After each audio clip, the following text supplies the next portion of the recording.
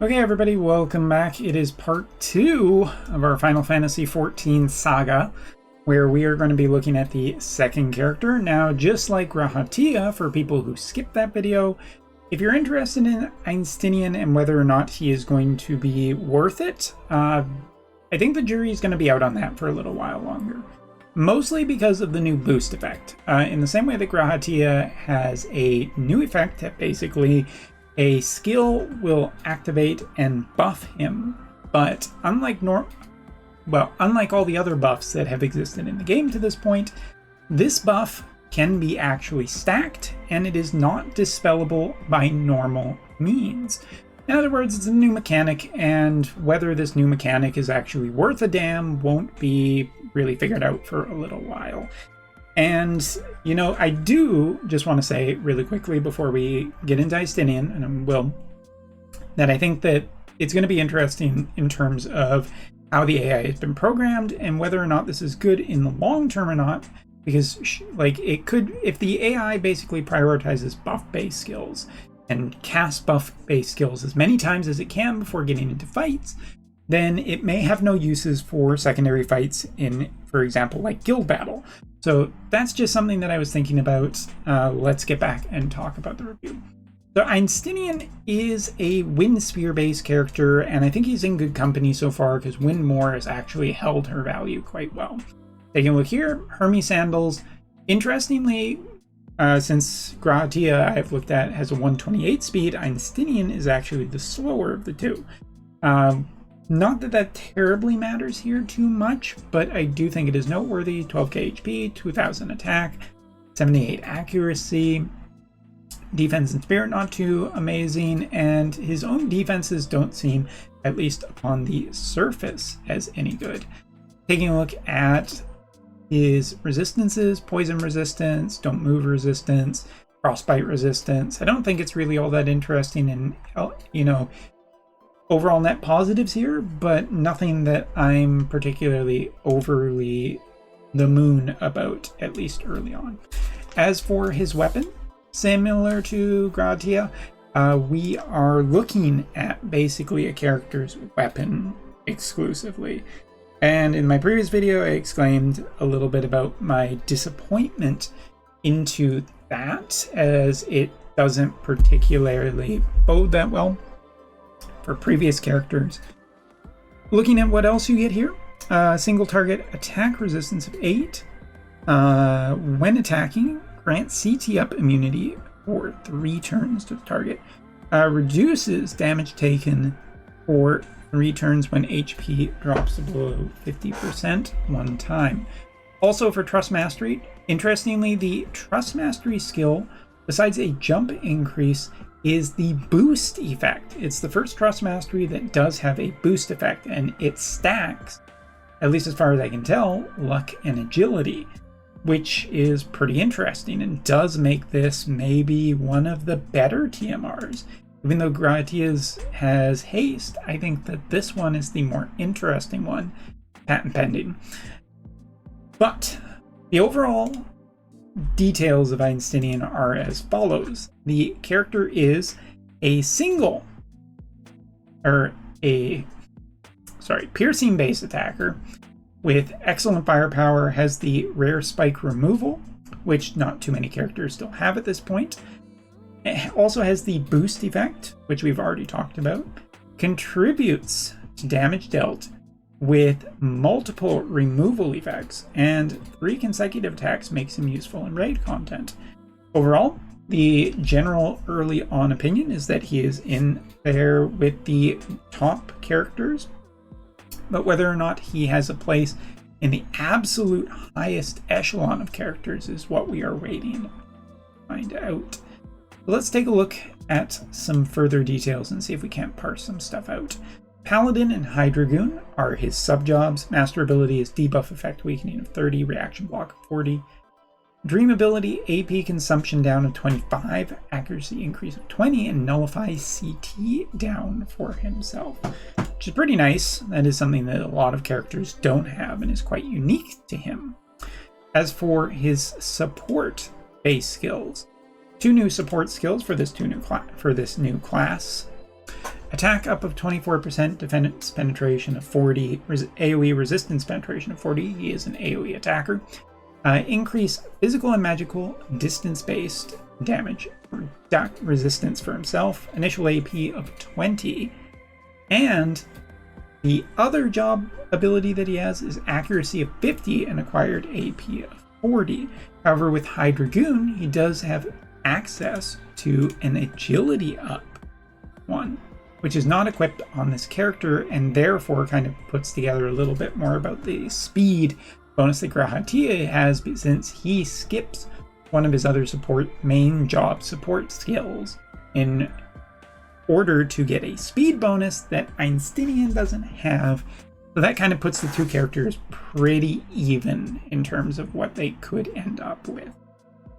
Other than that, some other mix of stuff, defense, HP from other abilities in there, as well as attack and defense penetration, depending on what you want. Paladin interest only has the 1 support-based skill, so there you go. Counter ability is a chance. Let me just pull it up here. Chance to counter slash damage at 50% with an HP increase of 30%. Not particularly that interesting. I kind of like Paladins more, just reducing physical damage, probably just better overall, given that there's a lot of physical-based attackers out there right now.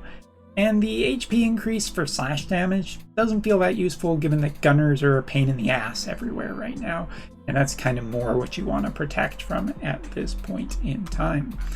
Limit Burst, I will pull that so you can see the range on it. AoE, increase AoE resistance penetration for 3 turns, 40%. Increase single target resistance penetration of 30 for 3 turns for targets. 67% chance to immobilize. All of this is fine. All of this is generally good, but let's continue on. High Dragoon and Paladin, I feel, are well known at this point. Paladin potentially for its buffs and longevity. It does have Ignore Fatal. That's kind of cool. High Dragoon does have just synergistic jobs, including absorbing HP, stun, and pierce resistance down on target. So all of this could be interesting, if not for the evaluation of the subpart of his main job. 2 abilities, one that decreases jump for 2 turns for targets, as well as inflicting slow at a 25% chance. And his second ability is a 220 short range mod that also decreases attack and magic. Not particularly that amazing. Like, I can see where jump would be annoying to lose, but you still kind of gotta get at least pretty close for this to work, so it feels more map dependent. Probably would say that I like High Dragoon as a sub-job more, at least for now. Looking at our main job, we have some new stuff here. So first off, piercing damage on his basic attack and a 50% of damage absorb. When it comes down to 2 units just hitting each other at the end, you're healing yourself and piercing damage, it's probably better than the other guy. Next up, we have this ability, if I'm just making sure I'm in the right spot. Okay.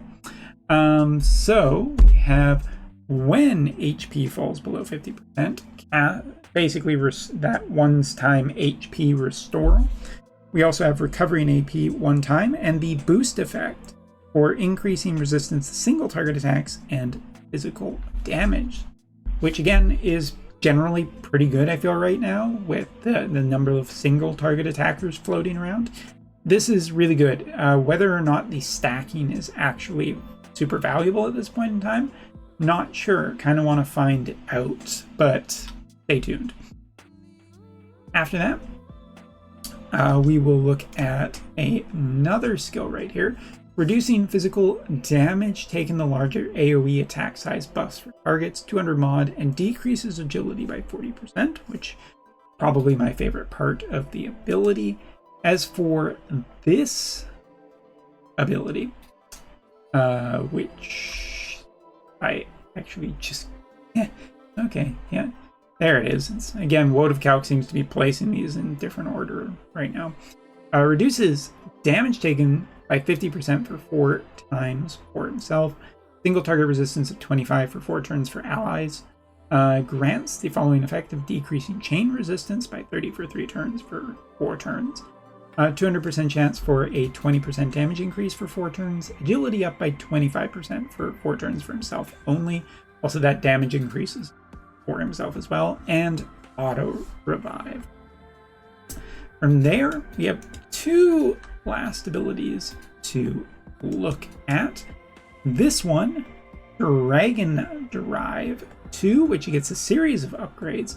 Dispels Protect, dispels physical-based damage resistance for targets, increases or decreases pierce resistance of 30%, 220 mod, AoE, decreases AP by a factor of, or by 20 for targets, and a 50% chance to inflict frostbite while also decreasing jump. This is probably his killer ability and the one that you want to use the most. Pretty nice range on it as well. And the last one is final ability. Ignore or dispel ignore fatal damage for enemies, decrease chain resistance 40, 200 mod, and recovers AP. This is the triple hitter as well, and it recovers 15 AP per kill with a maximum of 2. Estinien looks pretty good. Anytime I see piercing damage, it just feels way more reliable for how good it's actually going to be compared to some other types of damage. He is a mix of both defensive abilities and offensive abilities, but I think piercing does generally make up for it. I feel like he still needs to be with a good barrier breaker. He does have a lot of good dispel, and he does feel like a very, very counterpart to the other FF14 character that's been released today, in the sense that, you know, both of them, one is an AoE, one is a single target. One deals with auto revive, the other deals with ignore fatal damage. It's kind of one side or the other between these two characters. They both don't feel synergistic at all. So unless there is something that pops up, they're probably not going to be teammates, as it turns out. Though they are fire and wind, so there is some dual elemental synergy there. But anyway, I think Estinien is definitely well, at least for now, I would put him as my more interested in of the two characters, because I think that there's a lot of good stuff going on here, and I see more synergy with currently great characters than Grahatia. But stay tuned as I give more details once I've seen evidence who and what is really happening. Thanks for watching. Take care. See you next time.